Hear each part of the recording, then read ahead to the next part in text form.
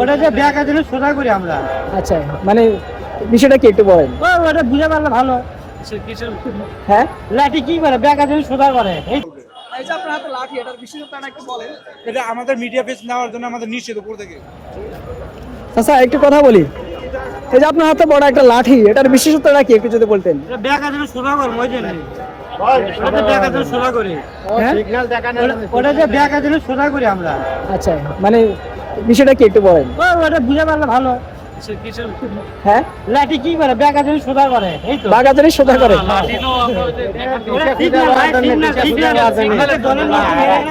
আচ্ছা আচ্ছা,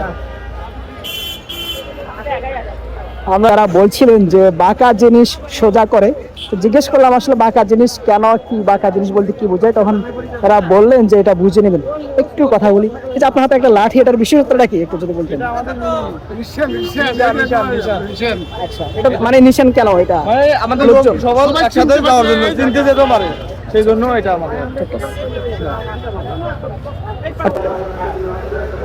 আচ্ছা, আসসালামু আলাইকুম। এই যে আপনার হাতে লাঠি এবং একটা এটা বিশেষত্ব মানুষ দেখার জন্য নিয়ে আসছি ভাই। আমাদের লোক আসলে আরো 10 জন লোক আসতো, 10 জন লোক আমাদের আরো আসতে পারতো, কিন্তু আমাদের এত লোক আসে নাই, বুঝতে পারছেন। আচ্ছা, কিছুক্ষণ আগেই সাতপন্থী যারা রয়েছেন তারা কাকরাইল মসজিদে আজকে যে তাদের যে সমাবেশ ছিল, সেই সমাবেশ জুমার নামাজ পর পরে কিন্তু তাদের সমাবেশ শেষ হয় এবং শেষ হওয়ার পর পরেই তাদের যে গন্তব্যস্থল, সেই গন্তব্যস্থলে যাওয়ার জন্য কিন্তু তারা রওনা হয়েছেন। কিন্তু আমরা একটা জিনিস ব্যতিক্রম জিনিসটি আমরা আমাদের চোখে পড়েছে, সেটি হচ্ছে যে প্রত্যেকের হাতে লাঠি দেখা যাচ্ছে।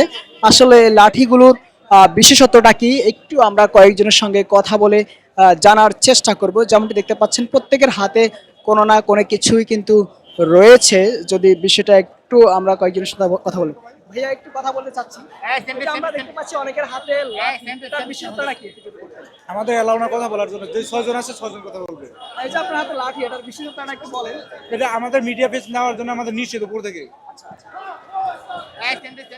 বলার পর অনেকে কিন্তু কথা বলতে চাচ্ছেন না, একটু কথা বলি। ভাই, একটু কথা বলি। এই যে আমরা দেখতে পাচ্ছি অনেকের হাতে লাঠি, এটার বিশেষত্বটা কি? সুন্নত লাঠি ব্যবহার করা সুন্নত। মুসা আলাইহিস সালাম লাঠি ব্যবহার করতো না, লাঠি ব্যবহার করা সুন্নত। এই সুন্নত মনে করে চিন্তা করেছি। আমরা আর কয়েকজনের সঙ্গে একটি কথা বলবো। তারা অনেকেই অনেক ব্যাখ্যা দিচ্ছেন, অনেকে কথা বলতে চাচ্ছেন না। এবং চাচা, আসসালামু আলাইকুম। ওয়ালাইকুম আপনার হাতে লাঠি, এটার বিশেষত্বটা কি একটু যদি বলতেন। হ্যাঁ, আপনার হাতে যে লাঠি, এটার বিশেষত্বটা কি? লাঠি এই যে সাথীরা যাতে বুঝতে পারে চিহ্ন, মানে বুঝতে পারে সাথীরা যাতে বুঝতে পারে, এই জন্য এটা চিহ্ন। মানে আমরা বেটা 8 জন সাথী আছি, এই 8 জন একটা লাঠি দেখাচ্ছি, তাহলে সাথীরা বুঝতে পারছে যে আমরা 8 জনের এখানে আছি, এটাই হচ্ছে আমাদের চিহ্ন, ঠিক আছে।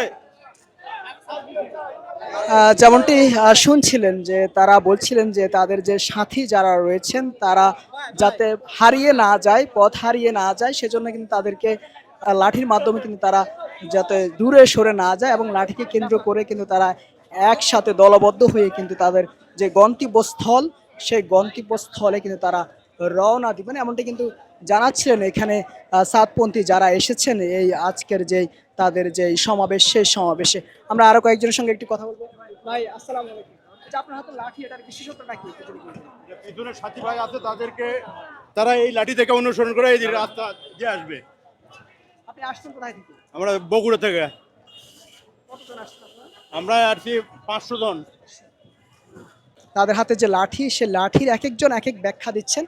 তবে আমরা এর আগে কয়েকজনের সঙ্গে কথা বলছিলাম, তারা বলছিলেন যে আপনারা বিষয়টি বুঝে নেবেন।